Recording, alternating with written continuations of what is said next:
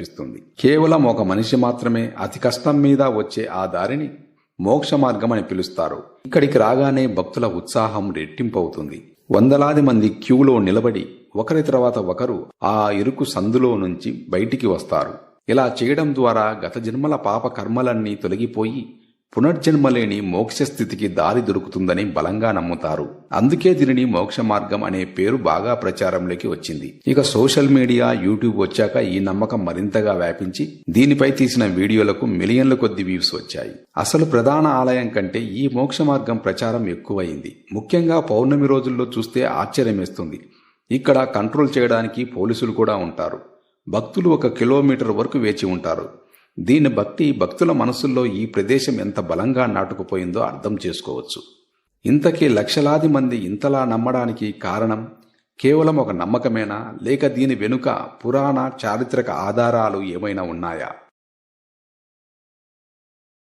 ఒక నమ్మకం నిజమా కాదా అని తేల్చాలంటే మనం 3 కోణాల్లో చూడాలి. 1, పురాణాలు ఏం చెబుతున్నాయి. 2, ఆ క్షేత్రంలోనే జీవించి ఆ క్షేత్రంతో పెనవేసుకుపోయిన మహాత్ములు ఏమన్నారు. 3, తర్కం ఏం చెబుతుంది. మొదట పురాణాల దగ్గరికి వద్దాం. అరుణాచల క్షేత్ర మహత్యాన్ని స్కంద పురాణంలోని అరుణాచల మహత్యం విపులంగా వర్ణిస్తుంది. బ్రహ్మ విష్ణువుల మధ్య ఎవరు గొప్ప అనే వివాదాన్ని పరిష్కరించడానికి శివుడు అంతులేని అగ్నిస్తంభంగా ఆవిర్భవించిన కథ మనందరికీ తెలిసిందే. ఆ తేజోస్తంభమే తర్వాత చల్లబడి కలియుగ మానవుల పూజల కోసం అరుణాచల పర్వతంగా స్థిరపడింది. అరుణాచలాన్ని స్మరించినా, చూసినా లేదా దాని చుట్టూ ప్రదక్షిణ చేసినా ముక్తి లభిస్తుందని పురాణాలు చెబుతున్నాయి. అంటే సాంప్రదాయ కథనాల ప్రకారం చూస్తే ఈ 14 కిలోమీటర్ల గిరి ప్రదక్షిణ మార్గం మొత్తం మోక్షాన్ని ప్రసాదించేదే.